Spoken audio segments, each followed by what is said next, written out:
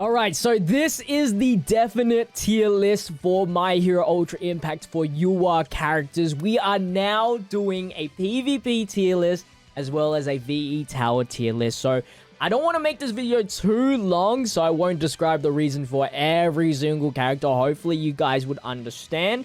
But you guys wanted this to be a separate tier list to make it more clearer. So let's get into the video, okay? So PvP tier list, we're just going to start from the Deku's all the way to the bottom right, which is Sun Eater, the newest UR. Okay, so Red Deku is a D character here. I think the health reduction that he does is so significant that, one, you're not going to get perfect wins. And I know he does good damage, but you just use another character that can do a moderate amount of damage throughout the entire time. And instead of having to work up this character to make like 999 million quadrillion damage, is not worth it. Like, characters only have 30,000 HP. You don't need to go further than that. Yellow Deku is pretty much the same thing, but even worse because he doesn't have a speed increase or also the fact that, you know, he doesn't do that much damage compared to Red Deku. And then the blue Deku here will be in the A tier. He's great as a sub lineup, so definitely worth it in the A with his dodges. Purple Deku is a C tier. He's got some stuff for specific kind of things, and he has the grit, so he could live. So he can probably get an extra skill out. And he has 2 attacking moves, so he can't be like D tier. Though green Deku is D tier. He's a plus ultra guy, but again, you want to get some skill damage out as well. Blue Bakugo is also a character. The thing is, you're versing 3 characters. This guy only focuses more on the one type of character. Though Blind is very good, which is why he's like on the higher A scale. Blind is just too annoying sometimes. It could, you know, change the game pretty much. Purple Bakugo is on the S. He has the AoE Blind with defense down. It's very good for a first turn unit. And his typing allows it so he can do damage to everywhere, but at the same time, he's a little bit fragile. That's probably the only gripe about him. But other than that, very good. Red Bakugo can go A. He's got the speed built in. The yellow Bakugo can go to C. He's not that great. He has some flaws. The green Ochako can be A. She's a healer, which makes her pretty important. The problem is she does not have very low cooldowns, which makes her not the most perfect, but she works pretty well with a lot of the characters. The green Todoroki is A. He's just on the slow end, but his skills are very strong. He has some nice power boosts. And then yellow Todoroki will be in the C tier. He has the burn resistance, so he's specific for kind of specific enemies, but then again, burn is not something to be worried about all too much in PvP. The purple Todoroki can also go to C here. Not having an extra skill in attack can be very detrimental in a very, like, do as much damage early on as possible kind of deal. So that could be a problem. And especially since he's not having a specific typing, you can get ganged up as a defending unit pretty easily. I'm not trying to put defending as like a, you know, option of how to rank them, because defending bots just suck. Like, for example, this blue Todoroki, his defending way is so bad because he doesn't use his damage reduction straight away, and I would put him, like, take away points, but because I'm only ranking it as if you're using it, it's a little bit different. But Todoroki is an S tier character. He has the damage reduction. He's very reliable. He's probably not the most perfect in the upper, like in the top 10, because you really need that speed, and he can be countered in many different ways because of that speed deduction, or like the lack of speed that he has. Red Todoroki is in the S tier. The deduction on 15% speed on everybody is too crazy. It really does give you that speed advantage. Froppy here is a C. You can make it work, but it's definitely not worthy. The Confuse could be clutch. The crit rate. Camouflage, you can do some funky business with Camouflage. Say like the Achako and the Froppy combo. Because Achako doesn't have counters, or not taunt with her counters, you can forcefully do it by using Camouflage and hides. If you've done VE Tower, you kind of know. Then we have the Kirishimas, which are in S. Both of them in S because of the fact of how vital they are early game. Once you get end game, they're more of a sub lineup as a way to muck up your enemies, like targeting.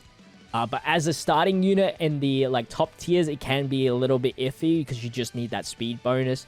And all depends on how you use the character. They can intertwine. Blue is better as a sub lineup, which is what I would use a Kirishima for these days anyway, and it could like counteract a plus ultra and everything like that. While red Kirishima works better if you put in front line, but then again, a lot of people love to use the taunt skill first, which is a big of an issue because that only has a damage reduction for 1 turn instead of 2. You're supposed to use counter first and then taunt, but not a lot of people do that because you want the damage output instantly. So yeah, it's a bit iffy. They're on the low S for sure, just because of how versatile they are, and they are supports as well. Momo with the heal backs and the lowering speed, very good character, A tier. The Toguyami does have some benefits, the double tap and everything like that, and he does, I think, get speed with the double tap, so you can actually make that work, and he is a B character. The Kaminari, I would say, is a don't bring. I think, especially if you're trying to get the rank. The thing is, you're not also just trying to win, you're also trying to win on a perfect, so having, like, lowering your own enemy's HP, potential of stunning yourself is just too risky of a play, especially in secret battle. So I'd say avoid him in general. But you can make it work some way or another. I don't think it's like the meta-defining units don't help that cause. So you have to run like these specific like A, Bs, and Cs to make it work, which, you know, you don't really want to do. Hero is an A. He's got the taunt with the dodges, which can really muck up your opponent's plus ultras, skills, and everything like that. So very good there. Kind of like, I'd probably say better than the Deku for sure. Nejiri is an S tier. She's the key to get like 90% rate on perfects, really. If you're trying to get so many score points, this is the way to do it. Nejiri keeps you healed up, gives you plus ultra rate increase, and the heal just from both of her skill and plus ultra. Defending could be an issue because you got to figure out your team, right? If you're defending, you don't want plus ultra on turn 2 because the bot always does plus ultra on the second, or as soon as it's possible, which is very annoying. Which can ruin your skill chain and give you a will give you a speed disadvantage because your opponent will probably do a triple skill chain. So it's a little bit iffy on her. Again, I don't want to put defending as a criteria because there's just too many variants and everything like that. Shinso is I would say a B character because of the lowering defense. If you have a very strong unit, you could make it work, and you could bind, which could, like, if you have to be faster though. That's the issue. In turn 2, he could probably do it because he can lower speed, but the thing is, like, you could probably die in that 1 turn anyway. All Might is a D. The plus ultra gauge is good, but to waste 1 whole skill without doing any damage is not worth it. And again, you're not going to do the plus ultra gauge until the 3rd turn anyway, so there's no point in getting a plus ultra gauge of that caliber. So it's like, don't use it. And he lowers speed every single turn, which could be game changing. Red All Might is an A character. He's got low cooldowns, does a lot of damage, especially if you get those criterias working for him. The Yellow Aizawa is S tier. The Seal is probably the best ability in stalling your opponent. If you're slower, you get the Seal, and then you get the turn advantage straight after. If you're faster and you Seal, you get the advantage of being able to not die. That's always good, not dying. And then the speed bonus that he does get, you know, almost makes it guaranteed, paired up with another, you know, S tier unit that can freeze or anything like that to make it more guaranteed is very good. Purple Aizawa, we have him on the C tier. Again, not really works for PvP essentially. Endeavor, A tier, because of the fact he can lower speed, and he's one of the few red units that can actually do damage, so the speed debuff helps him a lot. And then we have Hawks in here, which is an S tier unit. Hawks with the inbuilt dodge straight turn 1 allows you to survive, and his plus ultra allows him to dodge, and the speed increase for all your allies is very good. Now, controversial decision, but hear me out. Blue Hawks, high A.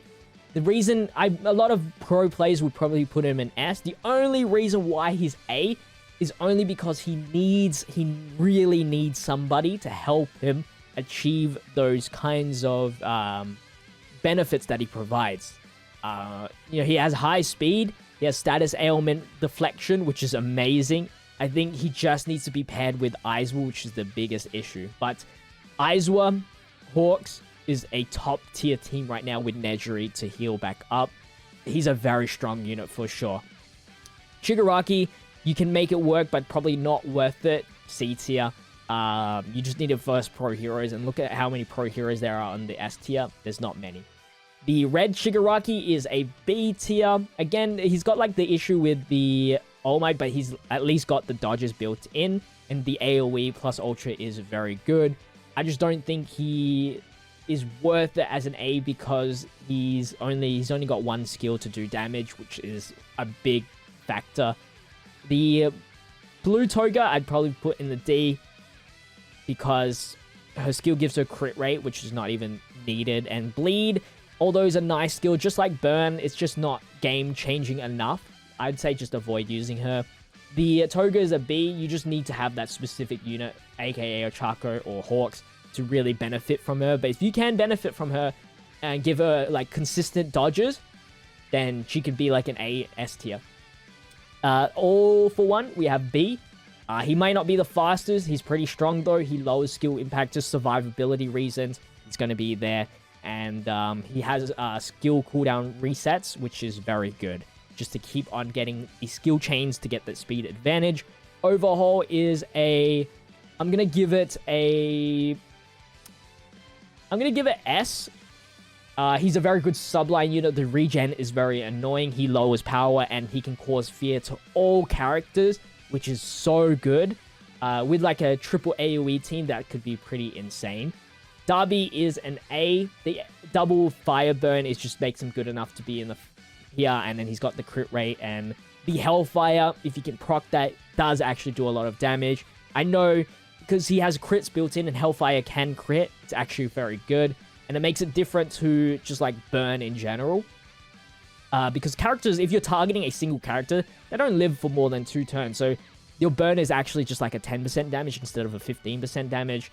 And then we have the new character, Sun Eater, which I'm going to put at low B.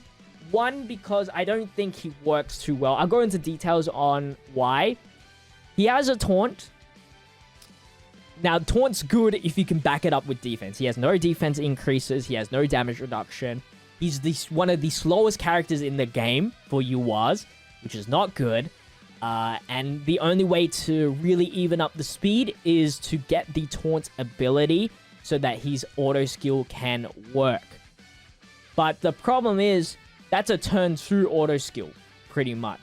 Which means that, like, you have to sacrifice being slower first, and with how first turn is so important, whether that's sealing, frostbite, freezing, killing in 1 turn, it's just not worth it. And it's gonna go into B. You can make it work if you can find a team that is that doesn't take status ailments, that is fast enough in turn 2, and like if you were already fast enough in turn 1, why the frick are you doing...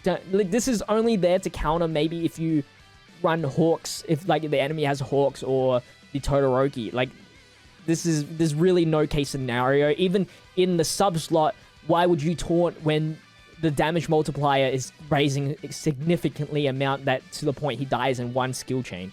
There's just no point. Like, you could probably put him in C, but I think you can make him work, and he has 4 turn cooldowns and constraints, so if you are faster, you can actually, like, do something, but it's just not worth it.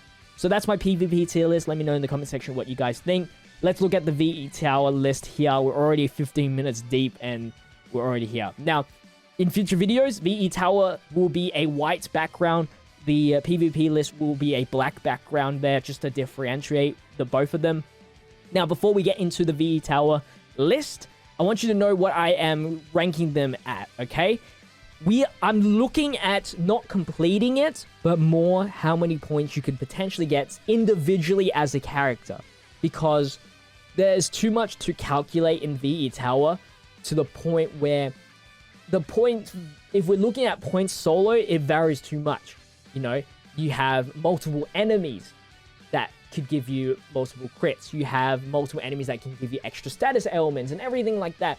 Some enemies nerf you by, sealing you, and this is that, and this and that. So I'm just looking at it as the boss is 500,000 HP, got nothing on him. He can do Shadow Clone Jutsu when there's an AoE. We're looking at AoE units.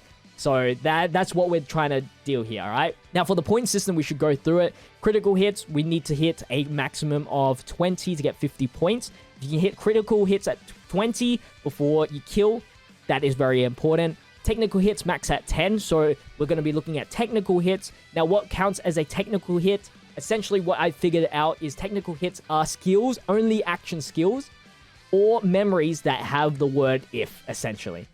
So, for example, Aizawa can seal if he's in chain number 2. That's a technical hit. He has to actually hit the seal to activate it.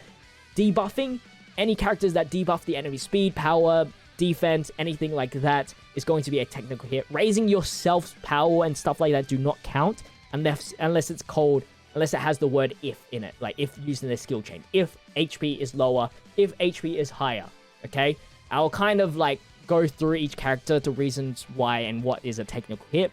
So there's 3 memories in the game right now, I believe, that have the skill chain restriction, which is the USJ villain memory, the VE Tower All Might Endeavor memory, as well as the Hot Pot Party memory, which is summonable. The Hot Pot Party memory is the best one out of the 3. Then we have plus ultra moves. 5 is the max to get 50 points here. So if you can spam plus ultras in 7 or 6 turns, which is the optimal amount of turns to beat an enemy, then that is very good. That's what we consider a pretty good unit. And then we have on the next page, which is not too much to add, status ailments, obviously freeze, burn, seal, confuse, bind, all that kind of stuff to affect the enemy's attack pattern. And then skill chains, obviously, is when you have 3 skills at 1 turn and you press the button successfully. That's a skill chain. So we'll be looking at skill cooldown reductions and everything like that. Number of turns as well. You got to be strong enough as well and everything like that. Team builds are going to be a minor thing for this VE Tower list because you can have like a very bad character, but then the 2 SR characters that carry it. Does that make the UR good? Because it has to get carried? I don't think so. So that's my reasoning for that. Anyway, let's jump into it. I know this is going to be a very long video, but because you guys make me change all of this, I had to go through everything and give you my explanation. But once this is all solved, we can just rank the newer characters in the future, and then I can go into more details, alright? So let's go in order again, from Deku all the way to Sun Eater, who's the newest card here. So, we have Red Deku, which I say don't use. He loses HP. Another restriction is don't die. You lose points for each character you die, so the risk that he provides is not worth it. The yellow Deku, though, even though he does lose, he doesn't do too much damage compared to Red Deku, so you can make it work. And he has a crit rate bonus through his auto skill, so you definitely can make this work. And he has low skill cooldowns. We have Blue Deku, which I think requires a little bit of support. The reason is he has 2 technical hits, I believe. One with skill chain, one with lowering something. And the only thing he needs is a crit rate, and then he provides no status ailment, so you need to provide those 2 things. But other than that, that's a decent unit to bring. We have Purple Deku, which can make it work. He has crit rate bonus, I believe, on his auto skill. And he has technical hits as well. God, I gotta remember now. Yeah, so the Purple Deku, just looked it up. He has a crit rate for 3 turns. So you can make it work, but then again, remember what I said with turn count. 6 or 7 is probably the most optimal to get the great amounts of crits that you need. The status ailments and the technical hits. So having only 3 turns of crit rate is nice, but it's not nice enough. Alright, Blue Bakugo is a almost there character. He has 2 status ailments, being the burn, the blind. He has low cooldowns. The thing is, he does too much damage. He has a technical hit as well with lowering defense. He's almost there. He's just not there because he kills too fast, which is a big issue, making turn counts a little bit lower. He needs to get crits, but other than that, he's almost there. Purple Bakugo is in a bit of support required. The issue is, again, lowering defense is a bit too harsh. But he has a blind and lowering defense. It is on 1 skill, though.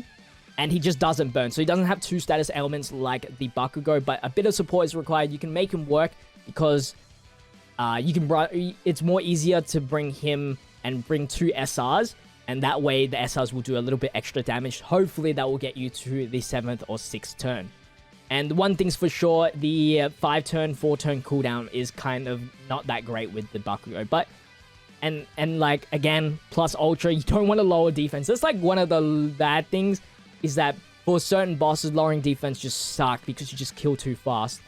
Red Bakugo has the low chance to burn. You can make it work. It's just not that great. He has 1 technical hit as well, so you can make it work, but again, probably not your first choice.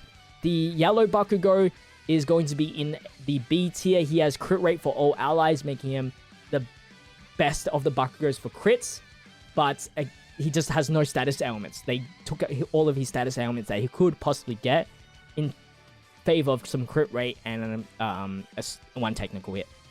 Ochako is can make it work. Her high cooldowns suck. You can make it work because you can heal. Some units do favor if you have evasion, so you can actually make it work. And if you can make her counter the attacks, then you can make it work even more, because each counter attack will count as a critical proc if they crit. And of course, her plus Ultra does give crit rate to all allies, making it pretty nice. But the cooldown, the no technical hits, it does hurt her a lot for like just points in general. Now for the Todoroki, he's our first such a carry. He's got double AoE, making it triple criticals, which means that if there's 3 enemies, he can get 3 crit procs.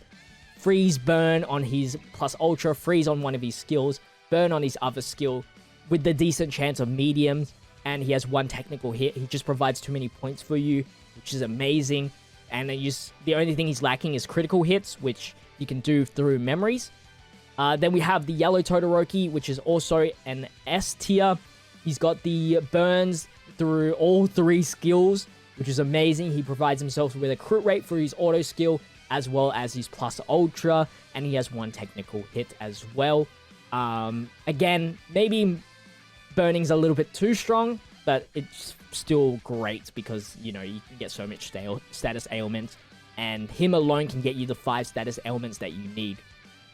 Then we have the purple Todoroki, which I would say is such a carry.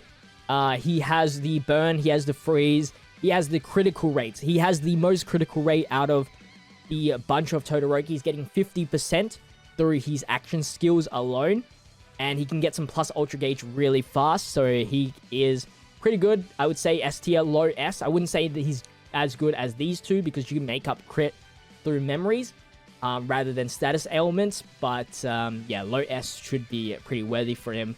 Todoroki, same reasons. He's got so many status ailments, and he allows your team to survive with his damage reduction, meaning you can run SRs that can fill up some of the technical hits that he's missing out on. Froppy is S tier, providing all allies with 25% crits or 20% crit, and also giving the herself critical in camouflage, which means that she's going to get a lot of crits, and she has 1 technical hit and 1 confused.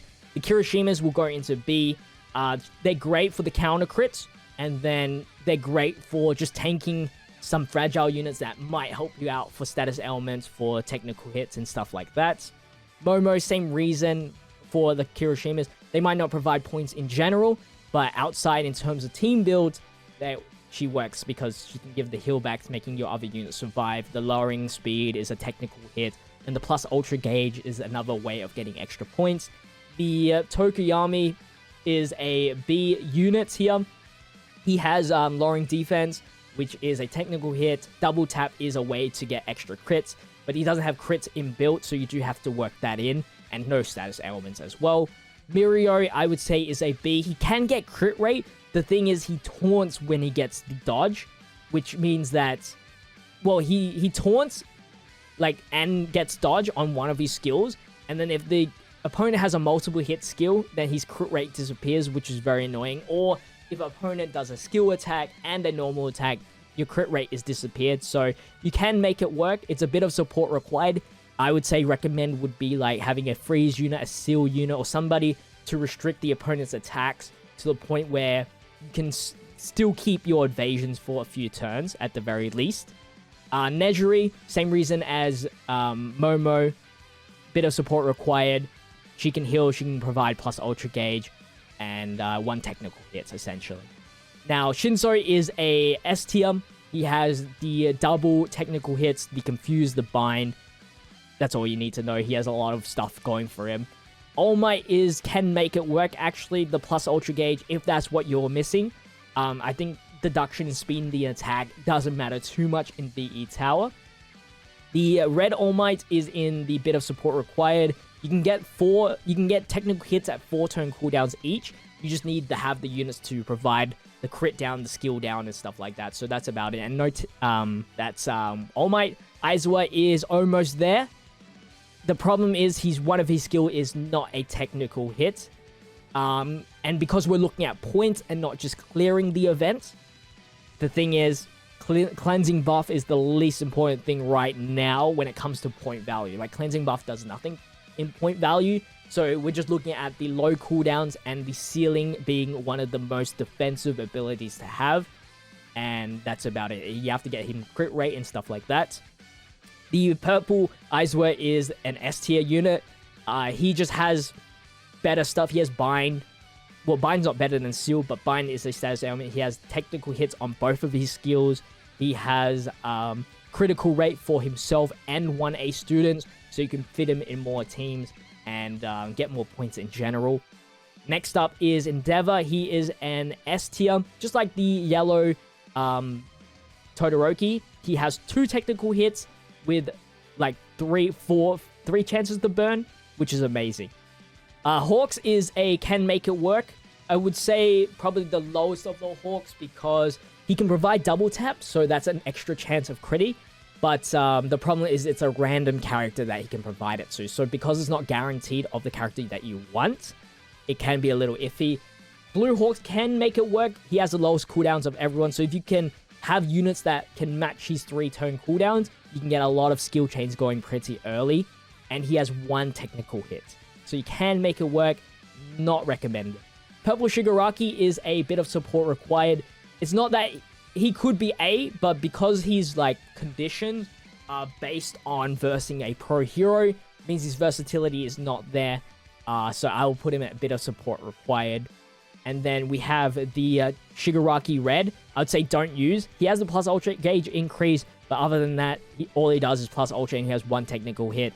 Again, we don't want to kill too fast, and he can do like 800% damage to 1 singular enemy, which is not what I want. And if you want, like the AoE from him is cool and all, but like just get an AoE skill user and you have more chances to crit regardless.